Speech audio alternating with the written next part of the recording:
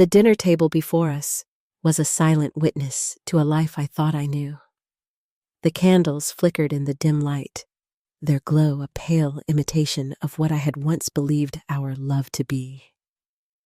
Travis leaned back in his chair, his face smeared with an unsettling sense of self-satisfaction. "I've been living a double life for 10 years, he said, his words hanging in the air like a toxic gas. The anniversary dinner I'd spent hours preparing, every detail so meticulously arranged, lay forgotten between us, cold and untouched. 20 years of marriage, and it had culminated in this. A confession wrapped in the casual bravado of a man who had long outgrown the need for guilt. His words weren't born of remorse, but of pride, as if this was the climax of a clever maneuver he'd executed flawlessly. I set my wine glass down carefully, my fingers cold against the stem, the tremors I'd been fighting beneath the surface now threatening to betray me. "How interesting!" I forced the words out, my voice steady, detached. Practice, years of it, as though I were speaking to a client, not my husband. Beneath the control, my heart hammered. God, this can't be real. Travis's grin widened, amused by my response. "That's one of the things I've always liked about you, Jade," he said, his voice thick with the weight of all his other betrayals. "You're so controlled. Caroline would be throwing plates by now." Caroline. The name stung more than I expected. My mind recoiled, trying to grasp the full absurdity of it all. 2 families, 2 lives. The cruel irony wasn't lost on me. I had built a career out of managing other people's crises. Now, in the very heart of my own life, I was watching it crumble. No press release to save me, no neatly worded statement to restore the facade. I blinked, forcing my gaze to remain on him, on the man I thought I knew, the man I had trusted. He continued, oblivious to the storm churning inside me. "They live in Oregon," he said, helping himself to more wine as if we were talking about business arrangements, not his betrayal. "Eugene, beautiful area.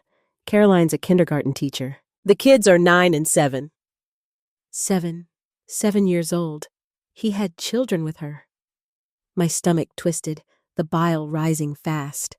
For years, I had pressed him, urged him, even begged him to start a family. But no, we're too focused on our careers, Jade. I'm not father material, he would say.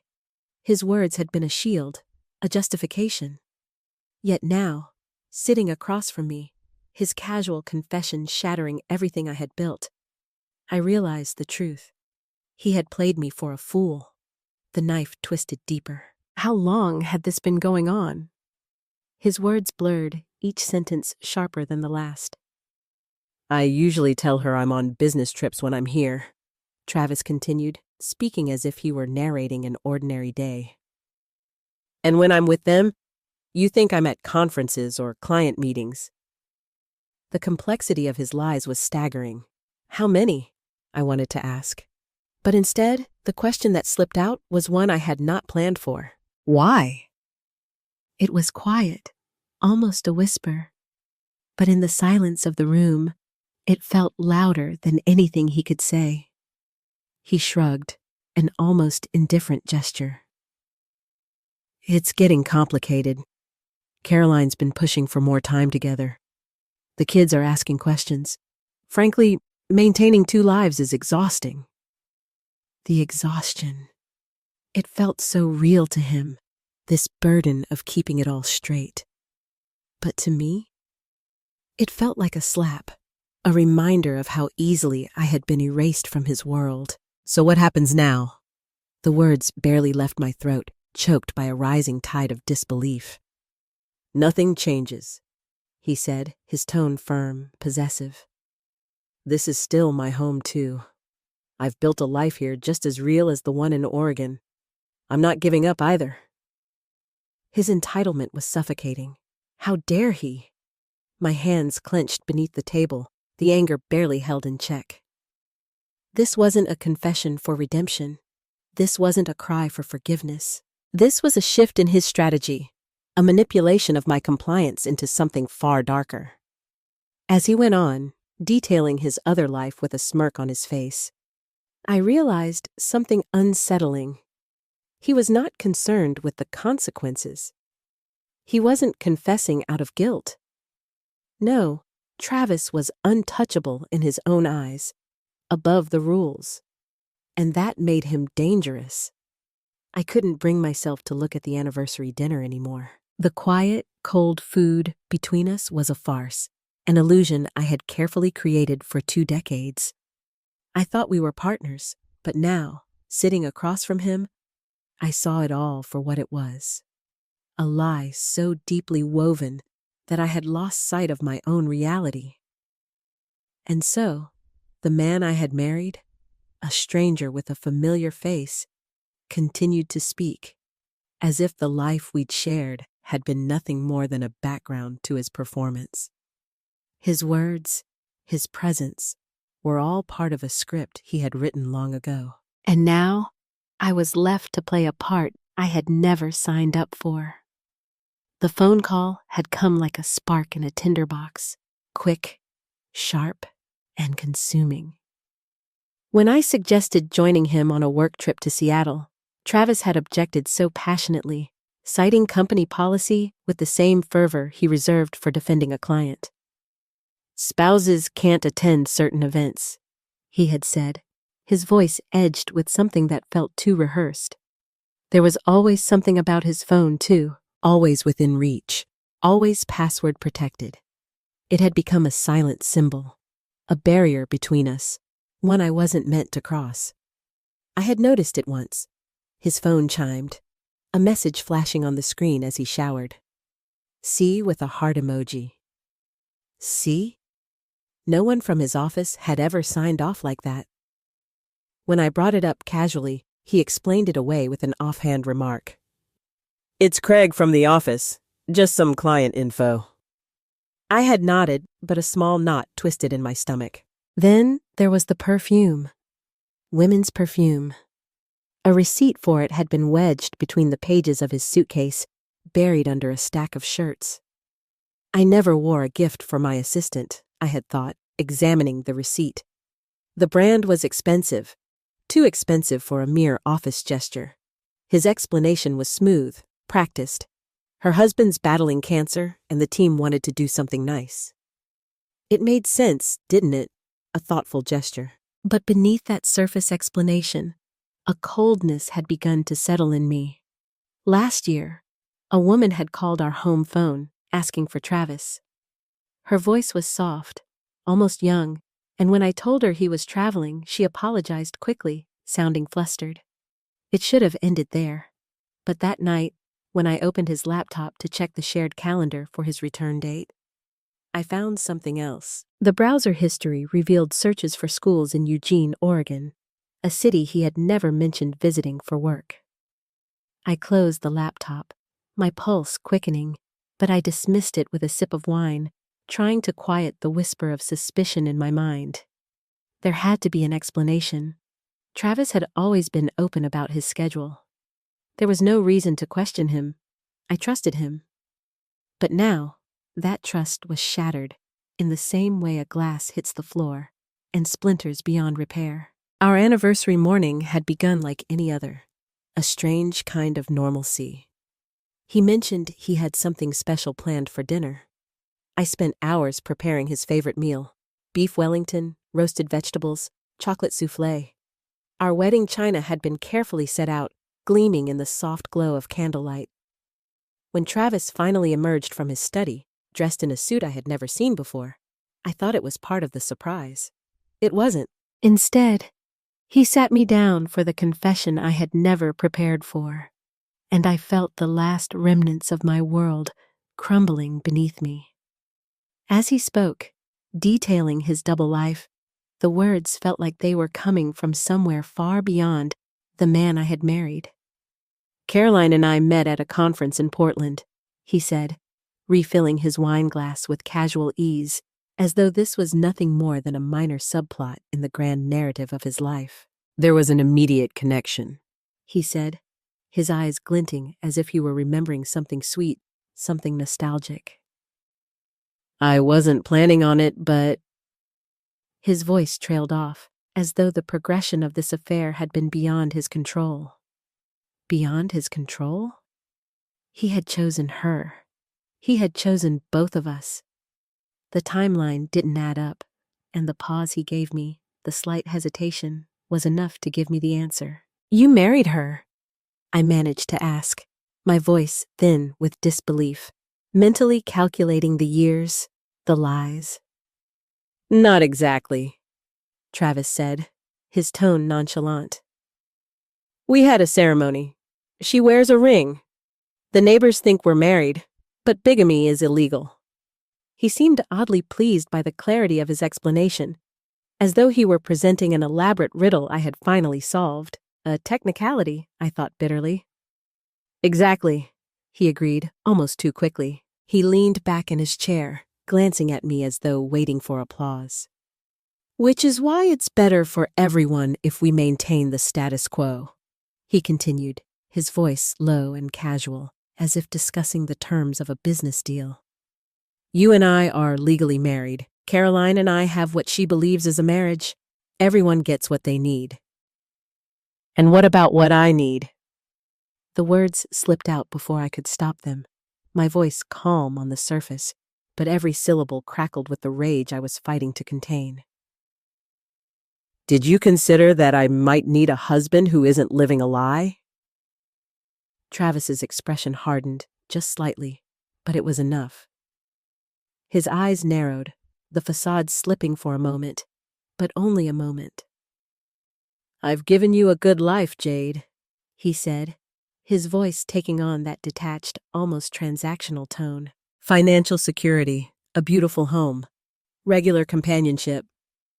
He gestured around the dining room, the one we had created together, as though the material comforts of our life could compensate for his betrayal. I was on my feet before I even realized it. Half of your companionship, I corrected him, my voice dangerously quiet. Don't be dramatic, he said, waving me off with a flick of his hand. I've always been there when it mattered. His dismissive tone, so utterly indifferent to my pain, cut deeper than any of the lies he had told. And then, with a finality that left me breathless, he continued, Besides, our arrangement has benefits. You've had the freedom to build your career without the demands of children, without a husband underfoot all the time. The realization hit me then. This wasn't a mistake. This wasn't an affair that spiraled out of control. This was deliberate. A life constructed with precision, carefully compartmentalized into two separate realities, each one maintained with the precision of a man playing a game, and I was nothing but another piece on his chessboard. I need time to process this, I said, the words feeling hollow, empty in the air between us. Standing up from the table, I felt the weight of everything. My marriage, my life, everything I had built, crashing down on me. Of course, Travis said, his voice suddenly smooth, almost magnanimous. Take all the time you need.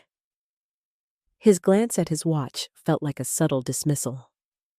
I'll sleep in the guest room tonight. I should call Caroline before it gets too late. She thinks I'm at a conference in Chicago. The coldness of it, the casual shift from this bombshell confession to maintaining his lie with a phone call, left me speechless. I retreated to our bedroom, or what used to be our bedroom, and sat on the edge of the bed, my thoughts spiraling. Down the hall, Travis was speaking to her. His voice was warm, affectionate, punctuated with laughter, as if nothing had changed. And in that moment, I realized he was already home. His real home. I was just the shadow that lingered in the corners of his deception. The truth was more suffocating than any of the lies he had built. I stared at him, this stranger wearing my husband's face. The man I had spent 20 years with, building a life, a home, a future, was now someone I didn't recognize. His words hit me like a wave, drowning me in the cold reality. You're still planning to maintain both relationships. His response was pragmatic, almost rehearsed, as though this wasn't the earth-shattering betrayal it felt like to me. It's worked for 10 years, he said, buttering his toast with a slow, methodical precision. We just need to establish some new parameters. That's when the clarity struck, sharp and unrelenting. Travis wasn't seeking forgiveness or understanding. He wasn't sorry. He was simply adjusting his strategy, refining his deception, and he wanted me to go along with it. It wasn't about me anymore. It was about his convenience. The thought of this man, the man I had once loved, turning into a cold, calculating figure, twisted something inside me. I couldn't sit back and watch this play out. I moved toward him, my steps deliberate, my heart pounding, every part of me screaming that this was no longer my life. This wasn't the future I'd imagined. I approached Travis in his makeshift office, the room we had once shared, now a symbol of everything broken. He was hunched over his laptop, typing with that same focused intensity that had once attracted me to him. We need to talk about what happens next, I said, my voice calm, though it felt foreign to me. He glanced up, offering me the same practiced smile he had shown me on countless occasions. I was hoping you'd come around, he said, motioning for me to sit. I remained standing. I want you to leave. His smile faltered. For a brief second, I saw something flash in his eyes. Surprise, perhaps? But then the mask reasserted itself, that familiar, controlled look that made him so difficult to read. Jade, be reasonable, he said, his voice adopting the soft, patient tone he used with clients. This is my home, too. Is it? I asked, my voice steady but sharp. Because it seems like you have another home with your other family. The words cut through the air, and I could see his jaw tighten. He had no response. I've invested just as much in this house as you have, he continued, his voice colder now, trying to reclaim control. But his words were an outright lie. This house, this home, I had bought with my savings, paid off most of the mortgage, and restored with my own hands. My blood, sweat, and tears were embedded in the walls. And now he was standing here, claiming ownership. I want a divorce, I said, my voice cold and final. I've already spoken to an attorney. The flash of anger in his eyes was brief, but enough for me to see that the control was slipping, even if just for a moment. That would be a mistake, he said calmly, as if discussing a business deal. Think about the complications, the division of assets, the public embarrassment when people learn the details. His voice dropped into a quiet, almost threatening register. The message was clear. Fight me, and I'll make sure everyone knows how easily you were fooled. I didn't flinch. I'm prepared for that, I replied, though my stomach twisted at the thought of my clients, my colleagues, my friends discovering the depths of his betrayal. Still, I held my ground. This was my fight now. He leaned back in his chair, studying me with a clinical detachment that was almost terrifying. You know, he said, I never took you for vindictive. I thought you'd understand the practicality of the situation. Practicality, I echoed, disbelief creeping into my voice. Yes, he repeated firmly. Practicality. Some marriages involve affairs, some involve separate bedrooms, some involve other compromises. I stared at him, unable to comprehend what I was hearing. Compromises? The separation of families, the lies, the double life, all compromises? His ability to justify this, To rationalize the monstrous betrayal was mind-boggling. Some marriages involve separate locations and responsibilities, he continued, his words like poison. The underlying structure isn't that different. His warped logic made me sick. He wasn't just betraying me, he was trying to normalize it. "And what about Caroline?" I asked, the words sharp, cutting through the tangled web of his rationalizations. "Does she know about this practical arrangement?" A flicker of discomfort crossed his face, but it was fleeting.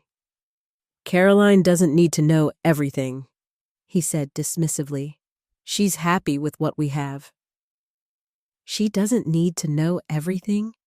The audacity of that statement left me speechless. "So your solution is to continue lying to her while expecting me to accept it?" I asked, my voice rising. "Knowing what I know?" He shrugged, as though it were just another minor detail in a larger picture. "Everyone gets what they need. She gets the traditional family life she wants. You get your independence, your career, and I get to maintain connections to both worlds." "And what about integrity?" I asked, my voice barely a whisper now. "Honesty? Commitment?" He dismissed these concepts with a wave of his hand. "Those are social constructs," he said, his tone dripping with disdain. "Arbitrary boundaries that don't reflect the complexity of human relationships." I felt a chill settle in my bones as I stared at him. This man I had once loved, now a hollow shell of a person. Travis wasn't just a liar. He was a man without boundaries, without any moral compass at all. His needs, his desires, were the only things that mattered, and I was nothing more than a pawn in his game. "I want you out of this house by the end of the week," I said, my voice low but unwavering. His expression hardened, the mask falling back into place. "That's not happening," he said, his voice cold. "Jade, let me be clear. I'm not leaving. This house is as much mine as yours. If you want to end our marriage, we'll sell it and split the proceeds," he added, his voice deceptively gentle. The thought of losing the home I had poured my soul into felt like another violation, another betrayal. Travis knew exactly how much this house meant to me, and he was using it as leverage, just like everything else. "You should also know," he continued, his voice taking on a false calm, "that I've taken precautions. I've documented some of your more creative accounting practices with certain clients. Nothing illegal, of course, but potentially embarrassing if it became public." My blood ran cold. He was referring to times when I had helped clients navigate sensitive communications during crises. Nothing unethical, but the kind of information that could easily be twisted to ruin my career. He had weaponized my own integrity against me. I stood there, staring at him, the weight of his threats pressing down on me. This wasn't just a betrayal of trust. It was a calculated move to break me, to force me into submission. But something deep inside me stirred. I wasn't going to be broken. Not by him, not by anyone. Travis had underestimated one thing: me. "Are you threatening me?"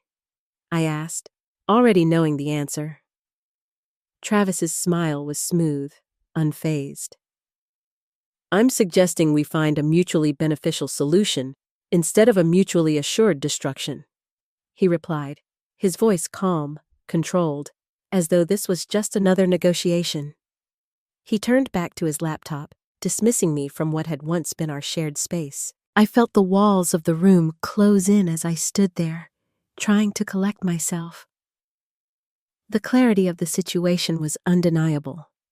He wasn't just refusing to leave. He was actively threatening my career, my reputation, my livelihood, as if they were mere bargaining chips in a game he controlled. I couldn't breathe. He had already built his fortress around himself, and now I was supposed to live within its walls, playing by his rules. I retreated to the bedroom, my mind racing with implications I could hardly keep up with. Every inch of this house felt tainted now. It wasn't just a home. It was a battlefield, and I was on the losing side. I pulled my laptop from the desk and began searching for divorce attorneys specializing in complex cases, each keystroke fueled by a growing sense of urgency. As I scrolled through the search results, an email notification appeared, pulling me into a new shockwave of reality. Travis had booked a flight to Eugene for the following morning. He would be gone for 5 days. 5 days to figure out my next move. 5 days to decide if I would be the wife who stayed silent or the one who stood up for herself. After Travis left for Eugene, I met with Eleanor Voss, a divorce attorney known for handling high-profile cases with discretion. Her office was understated, elegant, a stark contrast to the chaos in my life. She greeted me with a quiet professionalism that, for the first time in days, grounded me. "I need to hear everything," she said after I shared Travis's confession, each word falling from my lips like shards of glass, the pieces of my life that were now beyond repair. "Bigamy is both a civil and criminal matter," she continued, her voice steady but not without a sharp edge. "Even if he's not legally married to this Caroline, he's committed fraud against both of you." I nodded numbly, trying to digest the enormity of what I was hearing. "He's threatening to damage my professional reputation if I pursue divorce," I added, almost to myself. Eleanor's expression hardened. "Blackmail," she said simply, her voice cutting through the tension like a knife. "What are my options?" I asked, desperate for a plan, some glimmer of hope in a sea of destruction. "Document everything," she replied, her tone calm but firm.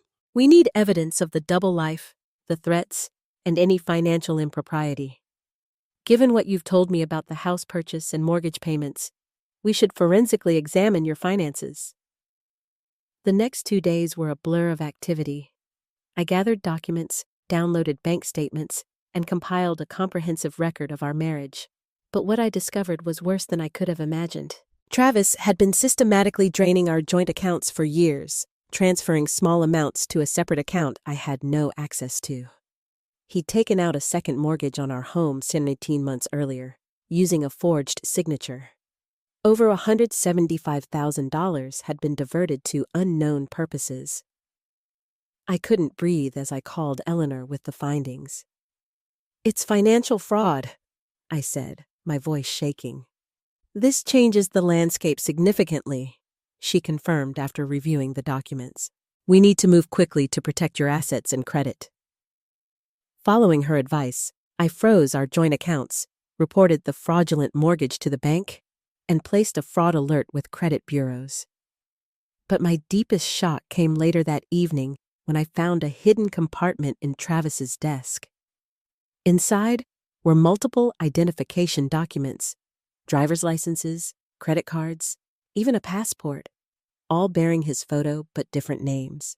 "This isn't just about a second family," I told Eleanor the next morning, my voice tight with disbelief. "Travis is living multiple lives under multiple identities." "We need to involve law enforcement," she advised grimly. "This goes beyond divorce proceedings. We're looking at potential identity theft, financial fraud across state lines, possibly federal crimes." The FBI agent who interviewed me was professional, detached, as if this was just another case on a long list. "We've seen cases like this before," Agent Simmons said, flipping through my documents. "Individuals maintaining multiple identities and relationships. Often, there's significant financial fraud involved." "What happens now?" I asked, my throat tight with fear. "We investigate, gather evidence, and build a case," she said. "In the meantime, you should prepare for your husband's return. He'll discover the frozen account soon." As if on cue, my phone buzzed with a text from Travis. "What the hell have you done?" "Account's frozen. Call me immediately." I showed Agent Simmons the message, feeling my stomach drop. "He'll be back tomorrow," I said, my voice barely a whisper. We need more time to build our case. She nodded, her gaze steady. If possible, don't let on that you've discovered the extent of his activities. If he suspects he's under investigation, he might destroy evidence or flee. The idea of keeping up the charade, of pretending nothing had changed, made my skin crawl. You want me to pretend everything's normal when he returns? I asked, disbelief edging into my voice. For just a few days, she said. We're obtaining warrants, coordinating with Oregon authorities. If he suspects he's being watched, he might destroy everything we've gathered. I nodded, though uncertainty gnawed at me. I'll try, I promised. But even as I spoke, I could feel the weight of the deception bearing down on me. After Agent Simmons left, I wandered through the house. Our house. Every step felt like walking through a dream I couldn't wake up from. The framed photos of our travels, the wedding portrait on the mantel, the anniversary gifts we had accumulated over the years. All artifacts of a marriage that had been a carefully constructed illusion. It was as if I had entered a different world, a world where nothing was real, and everything had been manipulated to serve a lie. And standing there, I realized one thing. The man I had married, the man I thought I knew, was gone. What I was left with was a stranger, a man who had made me a part of his deception, a man who, in his pursuit of everything, had taken everything from me. I opened Travis's closet and ran my fingers over his precisely arranged shirts, each one neatly pressed, each one in its place. This was the Travis I knew, the man who thrived on order, on methodical control. But now, the truth sank in with brutal clarity. This meticulousness wasn't just a personality trait. It was a necessity for someone juggling multiple lives, keeping each carefully compartmentalized. The man I thought I knew, the man I had loved for 2 decades, had been a fiction, a performance he had perfected over years, and I had been his unwitting audience. Sitting on the edge of our bed, I felt the weight of the deception settle over me, suffocating in its enormity. Tomorrow, he would return, expecting to find his dutiful wife, the woman who would continue to play her part, continue to accommodate his betrayal, even if only temporarily. For the sake of practicality, I sank into the bed, overwhelmed by the implications of what was being asked of me. How many of our moments together had been real?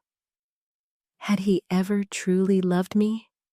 Or had I simply been a convenient cover story, a respectable facade for a man who had been living in shadows all along? The door slammed shut later that evening. I heard it from the living room before I even saw him. The unmistakable sound of Travis's thunderous entrance. His expression was stormy, his eyes sharp with anger as he stormed toward me. "What the hell is going on with our accounts?" he demanded without preamble, his voice low and tense. "There seems to be a problem with the bank."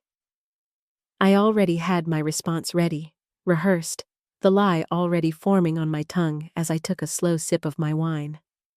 "Some kind of security freeze," I said, feeling the words sit strangely in my mouth. "I've been trying to sort it out." He didn't seem convinced. His eyes narrowed, searching my face for signs of deception, but I maintained the neutral expression I'd perfected over decades in PR. He was trying to gauge me, to see if I would crack. "You didn't think to call me?" he pressed, his voice tinged with that same self-righteousness. "You were with your family," I replied, letting just enough edge slip into my voice to sound believably bitter. I didn't want to interrupt. Travis relaxed slightly, believing the tension had melted away, his posture shifting. He thought I was being petty, reacting like a scorned wife, giving in to small retaliations. But he couldn't see it. He didn't understand that everything was shifting beneath us. "This is exactly the kind of childish reaction I was hoping to avoid," he sighed, pouring himself a drink as though this was just another misunderstanding. We need to approach this situation like adults. You're right, I conceded, swallowing the disgust that rose in my throat. I've had time to think while you were gone. Perhaps we should discuss parameters, I said, keeping my voice steady, though inside, everything was trembling. His eyebrows shot up in surprise, then quickly morphed into a satisfied gleam. I knew you'd be reasonable, Jade, he said, as if he had just won a victory. You always have been. For the next hour, I listened as Travis outlined his vision for our future. How he would divide his time between Oregon and Delaware, how we would keep our finances separate, how he would continue maintaining his separate lives, as though nothing had changed, how I would have to accept certain realities about our relationship. The most important thing is discretion, he emphasized. Caroline can never know about you. Of course not, I murmured, my voice barely a whisper. And what about our financial situation? I asked, my voice colder than I intended. The frozen accounts? I'll handle it, he assured me, his tone as practiced as ever. I have resources you don't know about. I bet you do, I thought, remembering the hidden documents I'd uncovered, the layers of lies buried under years of deceit, but I said nothing. There's just one thing I need from you, Travis, I said, leaning forward slightly, my voice soft. Access to your personal accounts, temporarily. My funds are tied up in investments, and I need operating capital until this bank situation is resolved. The audacity was breathtaking. After systematically draining me for years, after stealing from me, he was now asking me for more. But I hid the revulsion, playing my part. How much do you need? He asked, pretending to consider it. 50,000 should cover immediate expenses, he said casually, as if it were pocket change. I'll need to move some investments around. I stalled, pretending to deliberate. Give me a few days. Travis nodded, satisfied, the same self-assured smile playing at his lips. He had managed me once again, and I knew he believed he was in control. I knew you'd understand, he said with that insufferable confidence, before heading off to the guest room for the night. I lay in our bed, wide awake, listening to the occasional buzz of his phone, a reminder that his life was still spinning, still operating in secret, still betraying me with every text, every call. His family, his other life. I could hear the echoes of it as I tried to sleep. The next morning, Travis left early for a meeting, giving me a disturbingly normal peck on the cheek as he departed, as if nothing had changed. The moment the door closed behind him, I called Agent Simmons. He's asking for money, I said, my voice tight. $50,000. This is good, she replied, her voice a calm anchor in the chaos. We can use this. Are you willing to make the transfer under controlled conditions? We can track the money, see where it goes. Yes, I agreed without hesitation. The thought of taking him down, of turning the tables on the man who had turned my life into a lie, was the only thing that gave me strength now. What do I need to do? For the next 3 days, everything moved with the precision of a well-rehearsed dance, orchestrated under FBI supervision. Each step, each move was calculated, and I had to pretend that I was still the dutiful wife, pretend that nothing had changed. All while I was being watched, all while the evidence of Travis's crimes was mounting, piece by piece, and the walls of his deception closed in on him. I transferred the funds to the account the FBI had set up, each movement meticulously tracked. Travis accepted the money without hesitation, unwittingly creating an evidence trail that would tie him to his many deceitful actions. Each evening, I played my part, maintaining my act of reluctant acceptance as Travis continued to refine his vision for our twisted arrangement. His belief in control, in his ability to manipulate everything, never wavered. But I knew better now. I was no longer the dutiful wife. I was a player in his game. just as much as he was. Every morning, I reported his activities to Agent Simmons, the tension mounting with each passing day. Everything was going according to plan until the fourth day. I returned home to find Travis sitting in my home office, my laptop opened in front of him. "Interesting reading," he said, his voice cold. He turned the screen toward me, and I felt my stomach drop. There, displayed for him to see, was my email exchange with Eleanor Voss, outlining our divorce strategy and the evidence we had gathered. I had been so careful to cover my tracks. I'd thought I had taken every precaution, but I'd forgotten about the automatic sync between my phone and laptop. One small oversight had unraveled everything. "So this is how you respond to my honesty?" Travis asked, his voice dangerously quiet. He stood, closing the laptop with deliberate calm. "I've already taken precautions. Your so-called evidence has been deleted, and I've called in some favors to expedite selling this house." The room seemed to tilt. I couldn't speak. "You can't sell this house without my signature?"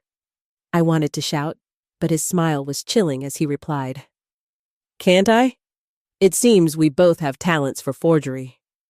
As he moved toward the door, I realized with horrifying clarity just how deeply I had underestimated Travis. He wasn't just a liar, a bigamist, a cheat. No. He was capable of destroying my life without a second thought, without an ounce of remorse.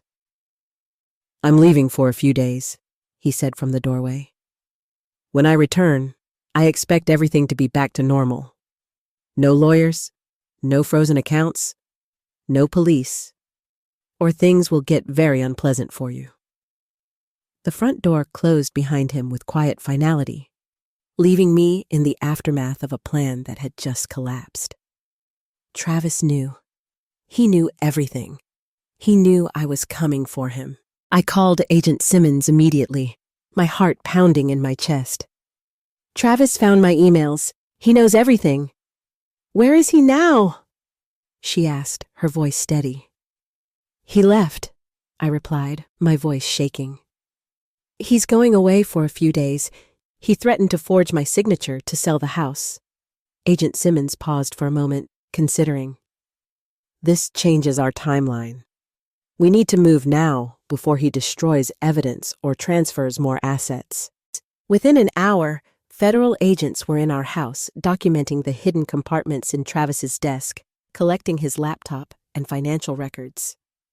Similar actions were taking place in Eugene, where agents had located the home he shared with Caroline. Agent Simmons showed me photographs of Travis entering a bank's safe deposit box facility 30 minutes after leaving our house. "We believe this is where he keeps his alternate identification documents," she said. "We're securing a warrant."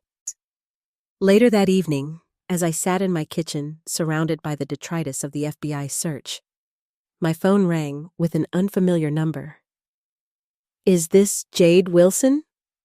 a woman's voice asked, tentative and strained. "Yes, who's calling?" I replied, my heart suddenly pounding in my chest. "My name is Caroline Phillips," the voice continued. I think we're married to the same man." My heart lurched. "Caroline?" "Yes," she said, her voice choked with emotion. "I'm sorry. You're learning about this like this. The FBI searched my house today. They showed me pictures of you, of your marriage certificate. 10 years of my life. Just lies. I only learned about it a week ago." I felt a pang of sympathy for this woman, this stranger who was also a victim of Travis's twisted game. "They're saying Travis, whatever his name really is, they're saying he has other families, not just us." The revelation didn't shock me as much as it should have. How many? I wondered. 4 so far, Caroline said, her voice breaking. "In different states, different names." I felt a strange numbness as she continued. "Who is he? Who did we marry?" Before I could answer, Agent Simmons arrived at my door, her expression triumphant. "We've got him," she said, her voice a mixture of satisfaction and relief. Travis, or should I say Jonathan Wells, was just arrested trying to board a flight to Zurich with falsified documents. She showed me his booking photograph, and I felt a strange sense of vindication mingled with grief. The man I'd built my life around wasn't just a liar. He was a phantom. The evidence mounted quickly. Once the authorities began connecting the dots between Travis's multiple identities, investigators discovered relationships with women in Minnesota and Arizona. Each woman believed she was his only wife. Each of them had a different version of my husband living in her home. The scope of his deception was staggering. Travis, whose real name turned out to be Michael Chambers, had maintained these separate lives for over a decade, crafting distinct personalities for each relationship. With me, he was Travis Wilson, an ambitious pharmaceutical executive, pragmatic, precise. With Caroline, he was Thomas Phillips, a devoted father and middle school science teacher. The other identities revealed similar chameleon-like adaptations. His financial crimes were equally elaborate. Beyond the fraud committed against his wives, he'd been embezzling from pharmaceutical companies for years, using his position in sales to orchestrate complex schemes involving kickbacks and falsified orders. I attended his arraignment, watching from the back of the courtroom as the man I had built my life around pled not guilty to 27 federal charges. He never once looked in my direction. The man who had destroyed me was completely unmoved by the wreckage he had left behind. In the months that followed, I rebuilt my life piece by piece. The FBI unfroze my personal accounts, and the fraudulent mortgage was removed from my credit history. I kept the house, though many rooms remained untouched, preserved in a strange limbo. I wasn't yet ready to resolve those memories, to let go completely. Carolyn and I spoke occasionally, finding unexpected solace in the shared experience. Her children, believing their father was simply on an extended business trip, were being gently prepared for the truth through therapy sessions. 6 months after Travis's arrest, I received a letter from him. His handwriting, once so familiar, once so comforting, now seemed alien. "I never meant to hurt you," he wrote. "In my own way, I loved you." I burned the letter without finishing it, on what would have been our 21st anniversary. Later that day, I hired painters to transform our bedroom, the last space still bearing the traces of our shared life. As the primer covered the walls, erasing the sage green we'd chosen together, I felt something within me finally loosen. The man I married had never existed. But I did. I still do, and that, I've discovered, is enough.